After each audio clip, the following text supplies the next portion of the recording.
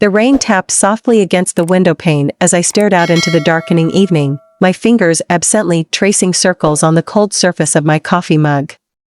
It was one of those moments where time seemed to stretch endlessly, each second heavy with thoughts I wasn't ready to face. My name is Elena, and at 28, life had settled into a rhythm that felt more like treading water than swimming forward. Work consumed most of my days, emails, meetings, deadlines, and when it didn't, there was an emptiness waiting for me at home, a quiet loneliness that whispered louder than any storm outside. That night, though, something felt different. Maybe it was the way the city lights blurred through the rain-soaked glass, or how the air smelled faintly of earth and ozone, but I couldn't shake this strange anticipation coiled tight in my chest. I'd been invited to a networking event by my boss, a casual gathering meant to foster connections between colleagues from different departments. Normally, these events were tedious affairs filled with forced smiles and awkward small talk, but tonight, I found myself lingering over every detail, wondering if maybe, just maybe, this would be the moment everything changed. I adjusted my scarf in the reflection of the taxi window, smoothing non-existent wrinkles from my blazer. The venue was tucked away in a part of town I rarely visited, a sleek rooftop lounge overlooking the skyline. As I stepped inside, warmth enveloped me, not just from the heaters lining the outdoor space, but from the hum of conversation and laughter spilling out into the crisp night air. People milled about, drinks in hand, their faces glowing under string lights that swayed gently in the breeze. And then I saw her. She stood near the edge of the balcony, her silhouette framed by the glittering expanse of the city behind her. Her presence commanded attention without effort, drawing eyes even as she remained perfectly still. She wore a deep emerald dress that clung to her frame in all the right places, its color so rich it seemed almost otherworldly against the muted tones of the urban sprawl beyond. But it wasn't just her appearance that caught my breath, it was the way she carried herself, poised yet unguarded, like someone who knew exactly who they were and didn't feel the need to prove it to anyone else. Her name was Dr. Sofia Reyes, and she was supposed to be my mentor. At least, that's what HR had told me earlier that week, when they assigned us to collaborate on a high-profile project. Sofia was a rising star in the company, known for her sharp mind and innovative ideas. To say I was intimidated would be an understatement. She seemed untouchable, like a figure you admired from afar but never dared approach. Yet here she was, standing within arm's reach, and suddenly the idea of working together felt less daunting and more inevitable. When our eyes met across the crowded room, something shifted. For a fleeting moment, the noise around us faded, leaving only the steady thrum of my heartbeat and the intensity of her gaze. Her lips curved into a smile, small, subtle, but enough to make my stomach flip. "Elena," she said, her voice smooth and warm as honey, "I've heard great things about you." The way she said my name sent a shiver down my spine, though I tried to play it cool. "Dr. Reyes," I replied, extending my hand. "It's an honor to finally meet you." "Please," she interrupted, her smile widening ever so slightly. "Call me Sophia. Titles can be such barriers, don't you think?" Her words lingered in the air between us, loaded with meaning I couldn't quite decipher. There was something about the way she looked at me, like she could see past the carefully constructed walls I'd built around myself, straight into the heart of who I really was. It unnerved me, but not in a bad way. No, it was the kind of unease that came with being seen, truly seen, for the first place in longer than I cared to admit. As we talked, the world around us dissolved into background noise. She asked questions that went beyond the superficial, probing gently at topics I usually avoided discussing with anyone, my passions, my fears, the dreams I'd let slip away over the years. With each answer, I felt myself opening up in ways I hadn't anticipated, revealing pieces of myself I hadn't realized I'd been hiding. And yet, there was no judgment in her expression, only understanding, and perhaps a flicker of something deeper, something I wasn't ready to name. By the time the evening drew to a close, I was acutely aware of two things. First, that Sophia was unlike anyone I'd ever met before, and second, that whatever lay ahead between us was going to change everything. Little did I know, that change would begin far sooner than I expected. Because later that night, after the crowd had thinned and the lights dimmed, Sophia and I found ourselves alone on the rooftop, the city sprawling beneath us like a sea of stars. And in that moment, the line between mentor and muse began to blur, setting the stage for a story neither of us could have foreseen. The rooftop was quieter now, the earlier buzz of conversation replaced by the soft rustle of wind weaving through the string lights. Most of the guests had trickled out, leaving behind half-empty glasses and discarded napkins scattered across the tables. Sophia and I lingered near the railing, our shoulders brushing occasionally as we leaned against it, gazing out at the cityscape below. The air between us felt charged, electric, a current that neither of us seemed willing to break. I didn't expect tonight to turn out like this, Sophia admitted after a long pause, her voice barely above a whisper. She turned her head slightly, just enough for me to catch the faint curve of her lips in the dim light. Like what? I asked, my own voice betraying a hint of nervousness. My fingers tightened around the stem of my wineglass, though I wasn't sure if it was from the chill in the air or the weight of her presence beside me. She tilted her head thoughtfully, her dark eyes reflecting the distant glow of the skyline. This connection. It's rare, isn't it? To meet someone who makes you feel like they're seeing more than just your surface. Her words hung there, suspended in the night air, heavy with meaning I wasn't entirely ready to unpack. I swallowed hard, unsure how to respond. There was something disarmingly honest about the way she spoke, no pretense, no filter. It made me want to lower my guard, to let her see the parts of me I usually kept locked away. But vulnerability scared me. Always had. And yet, here I was, standing on the precipice, teetering between retreat and surrender. You make it sound so simple, I said finally, forcing a laugh that came out shakier than I intended.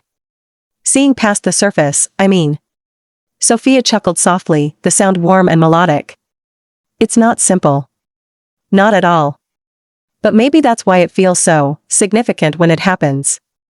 Her gaze lingered on mine for a moment longer than necessary, and I felt my cheeks flush despite myself. I looked away, focusing instead on the glittering expanse of the city below. The lights blurred together, mimicking the way my thoughts were starting to swirl, tangled and chaotic. This wasn't supposed to happen. She was supposed to be my mentor, a professional figurehead whose role was to guide me, not someone who stirred emotions I couldn't quite name. But then again, life rarely followed the script we wrote for it. The sudden gust of wind swept across the rooftop, sending a shiver down my spine. Without hesitation, Sophia reached out, her hand brushing mine as she adjusted the scarf around my neck. The touch was fleeting, almost accidental, but it sent a jolt through me nonetheless. My breath hitched, and I froze, unsure whether to pull away or lean into the warmth of her proximity. You're cold, she murmured, her tone gentle, but firm. Let's go inside. We moved toward the glass doors leading back into the lounge, where the remnants of the evening still lingered, a few stragglers chatting quietly, the faint hum of music playing in the background. Sophia led the way to a corner booth tucked away from prying eyes, its plush seats inviting us to sit closer than propriety might have allowed. As we settled in, I noticed the way her dress caught the light, shimmering faintly with every shift of her body. She exuded an effortless elegance that left me feeling both captivated and painfully aware of my own insecurities. So, she began, leaning back against the seat with an ease that only heightened her allure. Tell me something real, Elena. Something you wouldn't share with just anyone. Her request caught me off guard. Real? What did that even mean? The truth was, I spent most of my life curating a version of myself designed to fit neatly into the expectations of others, polished, competent, unflappable. But sitting here with Sophia, under the soft glow of the table lamp, I felt the urge to peel back those layers, to reveal the raw edges I usually kept hidden. I don't know where to start, I confessed, my voice trembling slightly. There's so much I haven't figured out yet. Start with what scares you, she suggested, her expression softening. Fear has a way of showing us who we really are. Her words struck a chord deep within me, resonating in ways I hadn't anticipated. Fear. Yes, that was it. Fear of failure, fear of rejection, fear of wanting something, or someone, I shouldn't. All of it simmered beneath the surface, bubbling up whenever I least expected it. I'm afraid of losing myself, I admitted, the confession tumbling out before I could stop it. Of getting so caught up in trying to please everyone else that I forget what matters to me. Does that make sense? Sophia nodded slowly, her gaze never wavering. More than you know. We all carry those fears, Elena. They shape us, define us, until we learn to face them. For a moment, neither of us spoke. The silence between us was thick, heavy with unspoken emotions, and the weight of shared understanding. I wanted to ask her what she feared, to delve deeper into the complexities of the woman sitting across from me. But before I could muster the courage, she broke the quiet with a question that stopped me in my tracks. "And what about love?" she asked, her voice low and deliberate. "Are you afraid of that too?" My heart skipped a beat, the question hitting far too close to home. Love. It was a word I'd avoided thinking about for years, burying it beneath layers of practicality and self-preservation. Yet here it was, laid bare before me, impossible to ignore. I hesitated, my throat dry. "I guess I'm afraid of loving the wrong person. Or worse, of being loved and not knowing how to handle it." Sophia studied me intently, her expression unreadable. Then, without warning, she reached across the table, her fingers brushing lightly against mine. The contact was brief, but it sent a surge of heat coursing through my veins, igniting something I'd tried so desperately to suppress. "You deserve to be loved," she said softly, her words carrying a weight that left me breathless. "And not just by anyone. By someone who sees you for who you truly are, and loves you anyway." Her declaration hung in the air, reverberating through every fiber of my being. I wanted to believe her, to trust that such a love existed for me. But doubt crept in, whispering cruel reminders of all the reasons I wasn't worthy. Before I could respond, the sound of footsteps approaching interrupted the moment. A server appeared, asking if we needed anything else. We declined politely, and the spell was broken, or so I thought. When the server left, Sophia leaned forward, her elbows resting on the table, her face mere inches from mine. "This project we're working on," she said, her tone shifting slightly, becoming more serious. "It's going to require trust, Elena. From both of us. Are you ready for that?" Her question felt loaded, layered with implications I wasn't prepared to confront. Trust. Was I ready to give it? Could I afford not to? "I think so," I replied cautiously, my pulse racing. "But I'll need you to show me the way." A slow smile spread across her lips, one that sent butterflies fluttering in my stomach. "Then consider it done," she said, her voice steady and reassuring. "We'll figure it out together." As the night wore on, the conversation shifted back to safer topics: work, hobbies, trivial details meant to ease the tension that had built between us. But the seed had been planted, rooted deep within the fertile soil of my uncertainty. Whatever lay ahead, I knew one thing for certain: Sophia had awakened something in me, a longing I couldn't ignore. And as we parted ways later that evening, her hand lingering briefly on my arm as she wished me good night, I realized the line between mentor and muse had blurred beyond recognition. The days that followed our rooftop encounter were a blur of anticipation and self-doubt. Every email notification made my heart race, hoping it was from Sophia, yet dreading the weight her words might carry. When she finally reached out, casual, professional, inviting me to meet for coffee to discuss the project, I felt both relieved and uneasy. Relieved because I craved her presence, and uneasy because I wasn't sure I could navigate the delicate balance between mentorship and whatever this growing pull between us was becoming. We met at a quiet cafe tucked into a cobblestone alley, its windows fogged with condensation from the chilly autumn air. The scent of roasted coffee beans mingled with the faint sweetness of pastries, creating an atmosphere that felt cozy yet charged. Sophia arrived a few minutes after me, her coat draped over one arm, her hair slightly tousled by the wind. She smiled as she approached, and I swear the room brightened just a little. "You look like you've been waiting forever," she teased, sliding into the seat across from me. Her voice carried a playful lilt, but there was something softer beneath it, a warmth that made my chest tighten. "Not long," I lied, forcing a smile. Truthfully, I'd been sitting there for 20 minutes, nursing the same latte while replaying fragments of our last conversation in my mind. She tilted her head, studying me with those piercing eyes of hers. "You're a terrible liar, Elena." Her directness caught me off guard, and I laughed nervously, the sound echoing slightly in the intimate space. "Is it that obvious?" "Only to someone who's paying attention."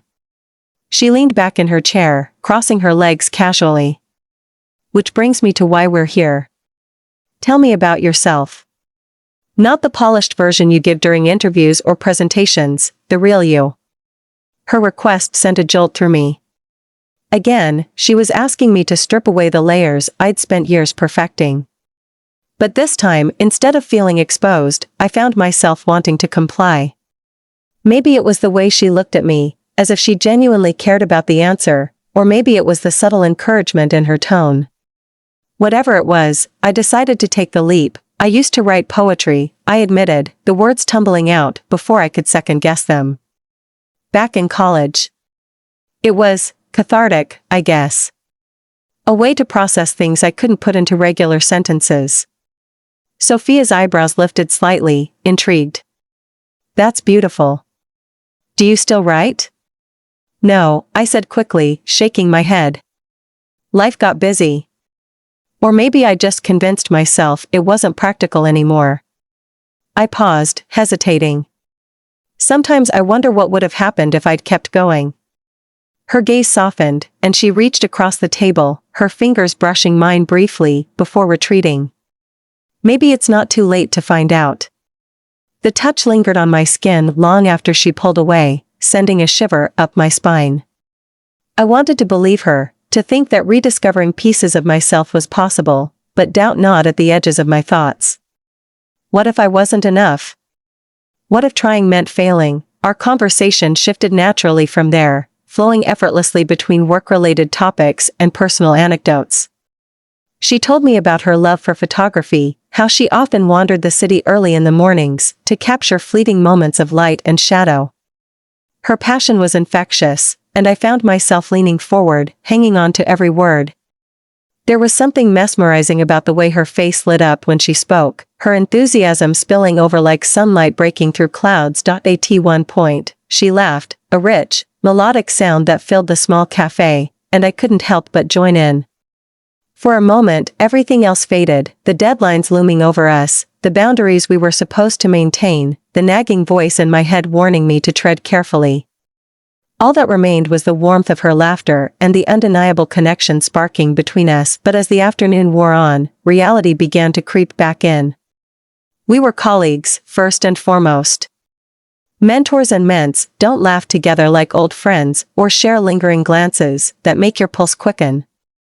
They certainly don't sit close enough to feel the heat radiating off each other's skin.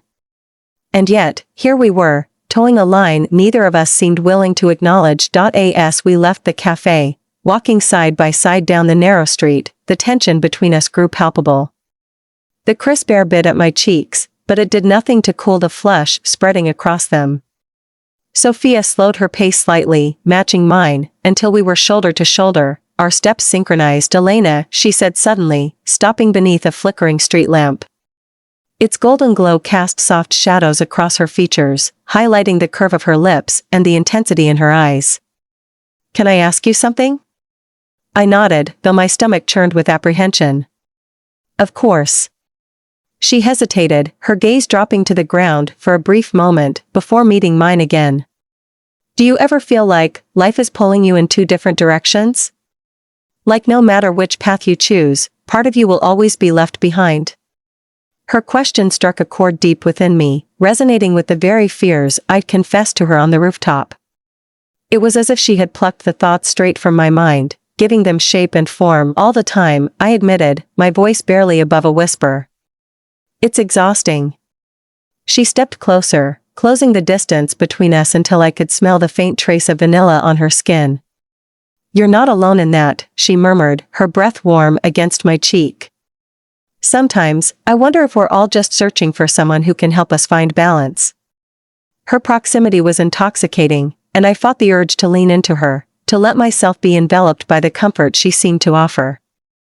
But then reason reared its ugly head, reminding me of the complications such a move would bring. This wasn't just about me, it was about careers, reputations, expectations. Crossing that line would change everything, and yet, as much as I tried to convince myself to step back, to reinforce the boundaries I knew existed, I couldn't deny the magnetic pull drawing me toward her. It wasn't just physical, it ran deeper than that. Sophia understood me in ways no one else ever had, and that understanding felt like a lifeline I desperately needed. We stood there for what felt like an eternity, suspended in a moment neither of us seemed ready to break.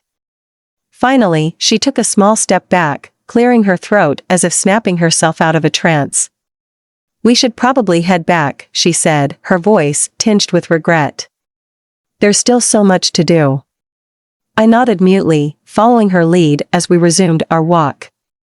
The rest of the journey passed in relative silence, punctuated only by the occasional comment about the weather or the scenery. But the unspoken tension remained, thick and suffocating, wrapping itself around me like a second skin. When we parted ways later that day, her goodbye hug lingered longer than necessary, her arms holding me just a fraction tighter than they should have. As she pulled away, her hand grazed mine once more, leaving behind a trail of warmth that refused to fade. That night, lying awake in bed, I replayed every moment of our time together, dissecting each glance, each touch, each loaded pause. My mind raced with questions I didn't have answers to. Was this wrong? Should I distance myself before things spiraled further? Or was it already too late? Somewhere in the depths of my uncertainty, one truth emerged: Sophia had become more than a mentor.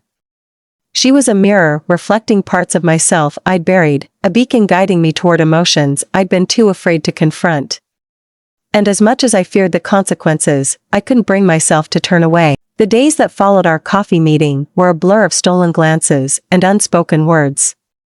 We worked together on the project, our interactions tinged with an undercurrent of something neither of us dared to name. Yet, it was impossible to ignore the way Sophia's hand would linger just a moment too long when passing me documents, or how her laughter seemed to wrap itself around me like a warm embrace. Each encounter left me more tangled in emotions I couldn't untangle. It all came to a head one evening when we stayed late at the office to finalize a presentation. The building was eerily quiet, the hum of fluorescent lights above us, the only sound breaking the silence. Sophia sat across from me at the conference table, her brow furrowed as she reviewed the final slides. Her hair was pulled back into a loose bun, stray strands framing her face, and her glasses perched delicately on the bridge of her nose. She looked impossibly beautiful, even amidst the mundane task before us. "This is good," she said finally, leaning back in her chair with a satisfied sigh. "Really good. You've done amazing work, Elena." Her praise sent a rush of warmth through me, but it wasn't enough to drown out the storm brewing inside. I nodded mutely, unable to meet her gaze. My hands fidgeted with the edge of my notebook, tearing tiny pieces of paper without realizing it. "Elena," her voice softened, pulling my attention back to her. She had removed her glasses, setting them aside, and now her eyes searched mine with an intensity that made my breath catch. "Are you okay?" I opened my mouth to respond, but no words came out. Instead, I shook my head slightly, feeling the weight of everything unsaid pressing down on me. How could I explain what I barely understood myself? That every moment with her felt like walking a tightrope, balancing between professionalism and desire? That I needed, to cross the line separating us, even if it meant risking everything. Sensing my struggle, Sophia stood and moved to sit beside me. The shift in proximity sent a jolt through my body, every nerve ending suddenly alive and aware of her presence. She placed a hand gently on my arm, her touch grounding yet electrifying. "You don't have to say anything," she murmured, her voice barely audible over the pounding of my heart. "But I need you to know, this isn't just about work for me anymore." Her admission hit me like a tidal wave, sweeping away any remaining barriers I'd tried to erect. I turned to look at her, my chest rising and falling rapidly as I struggled to process her words. "What are you saying?" I whispered, my voice trembling. She hesitated, her fingers tightening ever so slightly on my arm. For a moment, I thought she might pull away, retreat back into the safety of professionalism. But then she leaned closer, her lips parting as if searching for the right words. "I'm saying," she paused, exhaling sharply, before continuing. "I'm saying I can't stop thinking about you. About the way you laugh, the way your mind works, the way you make me feel things I haven't felt in years. And I don't want to fight it anymore." My breath hitched, and I felt tears pricking at the corners of my eyes. This was it, the moment where everything changed. Where the fragile line we'd been dancing around shattered completely. Before I could respond, she closed the remaining distance between us, her lips brushing against mine in a kiss so soft it felt like a question. A plea. My entire world narrowed to the sensation of her touch, the warmth of her breath mingling with mine. It lasted only a heartbeat, but it was enough to send shockwaves rippling through me. When she pulled back, her eyes searched mine, filled with equal parts hope and fear. "Tell me to stop," she whispered, her voice raw with vulnerability. "If this isn't what you want, tell me now." But I couldn't. Not when every fiber of my being screamed to hold on to her, to let myself fall into whatever this was becoming. Instead, I reached up, cupping her face in my hands, and kissed her again. This time, there was no hesitation, no restraint. It was desperate and tender, a collision of longing and relief that left me dizzy. We broke apart, slowly, foreheads resting against each other as we caught our breath. Neither of us spoke, words felt inadequate, unnecessary. All that mattered was the space between us, which had finally collapsed entirely, and yet, even in the midst of this newfound closeness, a shadow loomed over us. The reality of who we were, mentor and mentee, colleagues bound by professional obligations, couldn't be ignored forever. As much as I wanted to lose myself in the euphoria of the moment, doubt crept in, whispering cruel reminders of the consequences waiting for us outside this room. What happens now? I asked quietly, my voice breaking the spell that had enveloped us. Sophia sighed, her expression heavy with conflicting emotions. I don't know, she admitted. But I do know one thing, I won't regret this. No matter what comes next. Her certainty gave me strength, but it didn't erase the unease gnawing at the edges of my thoughts. What would people say? How would this affect our careers? Could we navigate the inevitable fallout without losing each other, or ourselves, in the process? For now, though, none of those questions mattered. All that existed was the two of us, suspended in a fragile bubble of possibility. Outside, the city buzzed with life, oblivious to the seismic shift that had just occurred within these walls. Inside, we clung to each other, knowing full well that the path ahead would be fraught with challenges, but unwilling to let go. As we packed up to leave, the air between us crackled with unresolved tension. Every glance, every accidental brush of our hands, carried the weight of what we'd shared, and the uncertainty of what lay ahead. When we stepped into the elevator, the doors closing behind us, Sophia reached for my hand, intertwining her fingers with mine. We'll figure it out, she said softly, squeezing my hand reassuringly. Together. Her words offered comfort, but they couldn't quell the storm brewing in my mind. Because while tonight marked the beginning of something extraordinary, it also signaled the end of the simplicity we'd once known. Whatever happened next, there was no turning back. The days following that night in the office were a kaleidoscope of emotions, each one sharper and more vivid than the last. On the surface, life continued as it always had, meetings, emails, deadlines, but beneath the veneer of normalcy, everything felt different. Every interaction with Sophia was charged with an unspoken tension, a secret we both carried like a fragile glass sculpture, beautiful yet precarious. At first, we tried to maintain a semblance of professionalism. We kept our conversations strictly work-related, avoiding anything that might hint at the intimacy we'd shared. But it was impossible to ignore the way her eyes lingered on mine during presentations, or how her hand would occasionally brush against mine when passing documents. Each fleeting touch sent a jolt through me, a reminder of what we'd crossed into, and the risks we were taking. Still, the weight of reality pressed down harder with each passing day. I couldn't shake the feeling that we were standing on the edge of a cliff, one wrong step away from tumbling into chaos. The guilt gnawed at me relentlessly, manifesting in sleepless nights and distracted afternoons. Was this worth jeopardizing everything? My career, my reputation, the carefully constructed life I'd built, it all felt dangerously close to unraveling. Then there was the fear. Fear of discovery, of judgment, of losing not just Sophia, but also myself in the fallout. I imagined the whispers behind closed doors, the sideways glances, the inevitable questions. How could you let this happen? And worse still, the possibility of being labeled reckless, selfish, or naive. The thought made my stomach churned. It wasn't long before the cracks began to show. During a team meeting, I caught the sharp gaze of Rachel, a colleague known for her razor-sharp instincts and penchant for gossip. She leaned back in her chair, tapping her pen idly against the table as she studied Sophia and me with thinly veiled curiosity. You two seem unusually synchronized lately, she remarked casually, though her tone suggested otherwise. Late nights at the office paying off? Her words hung in the air like smoke, heavy and suffocating. I forced a laugh, brushing off her comment with a vague response about deadlines, but Sophia stiffened beside me, her jaw tightening almost imperceptibly.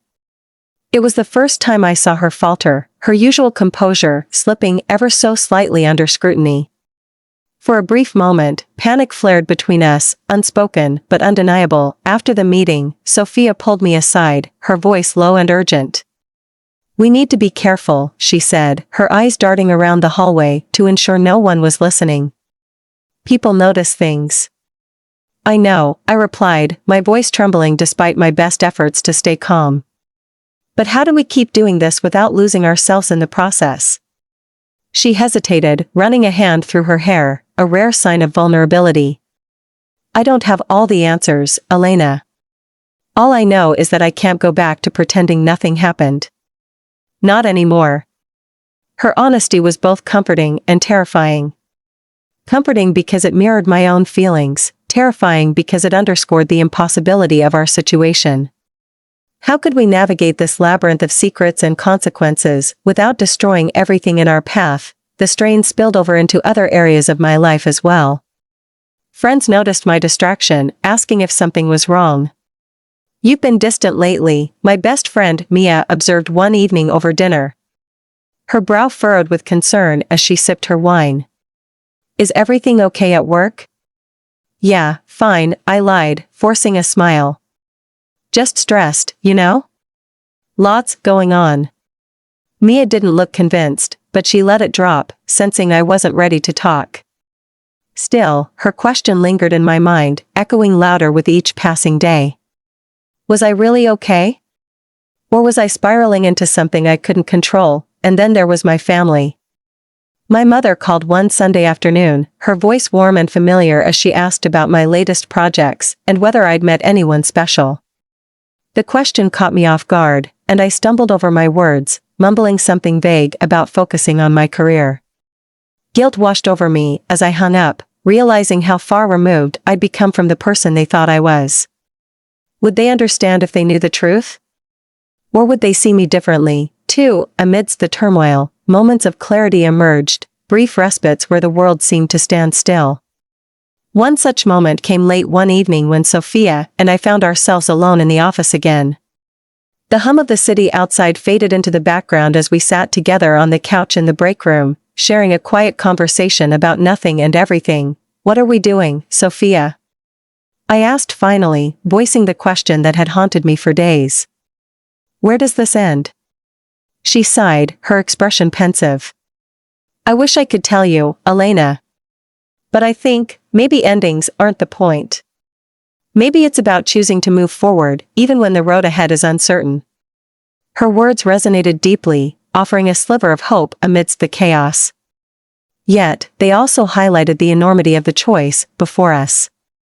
Moving forward meant embracing the unknown, stepping into a future fraught with challenges and sacrifices. Could I do it? More importantly, could we? As the weeks passed, external pressures mounted.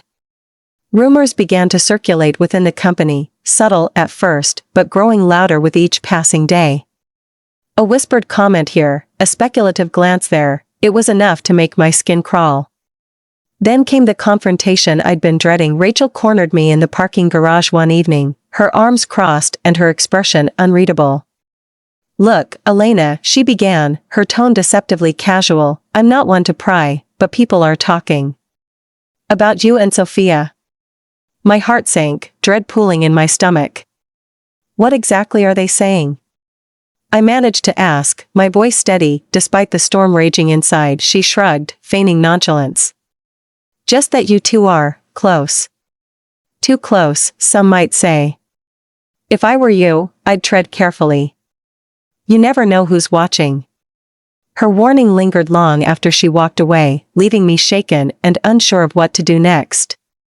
When I told Sophia about the encounter later that night, her reaction was immediate and fierce. "We can't let them dictate our lives," she said firmly, her eyes blazing with determination. "If we're going to face this, we'll do it on our terms, not theirs."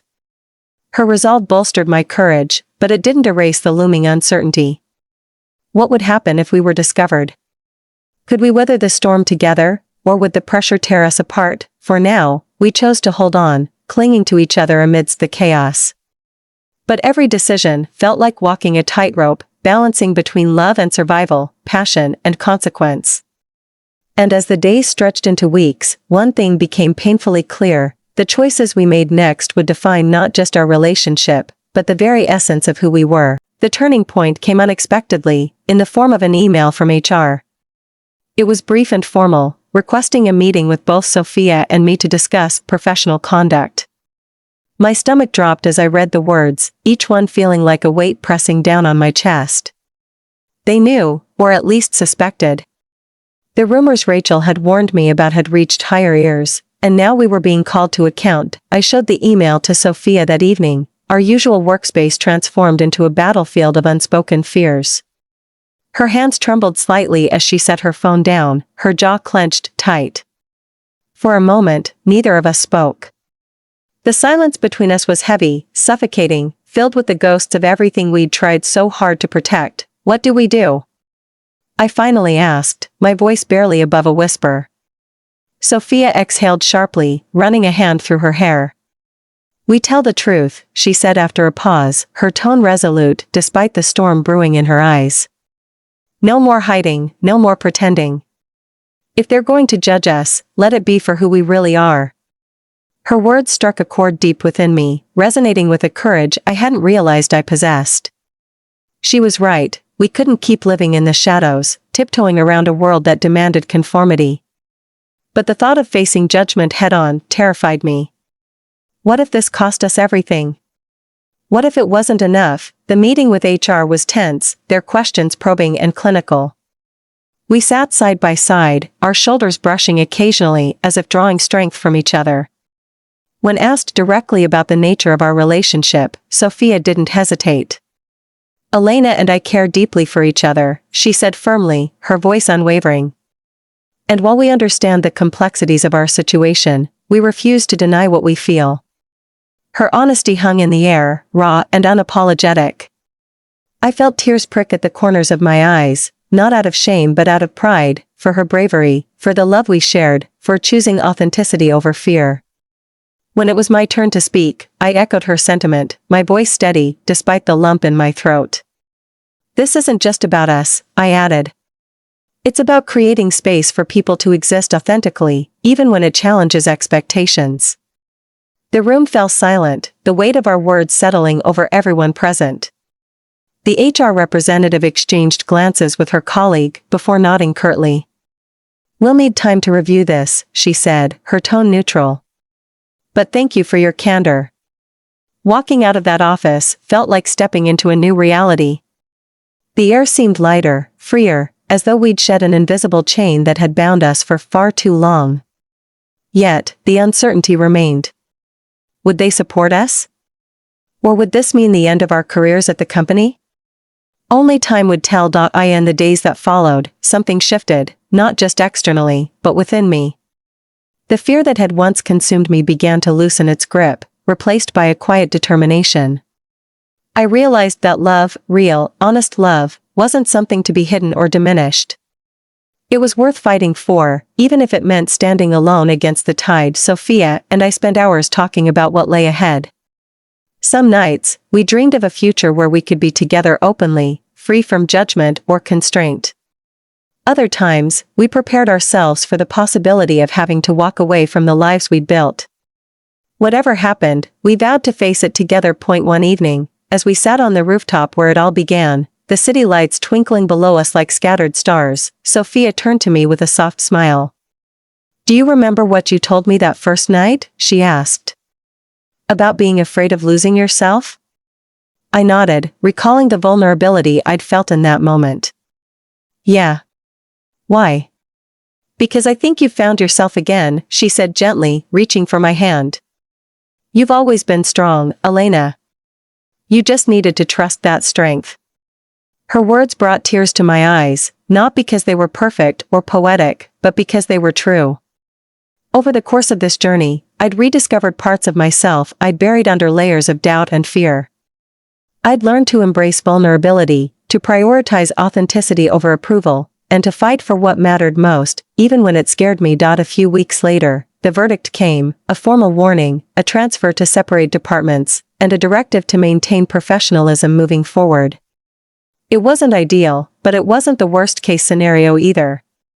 As we stood outside the building afterward, the late afternoon sun casting golden hues across the skyline, Sophia slipped her hand into mine. "This isn't the end," she said softly, her gaze steady and sure.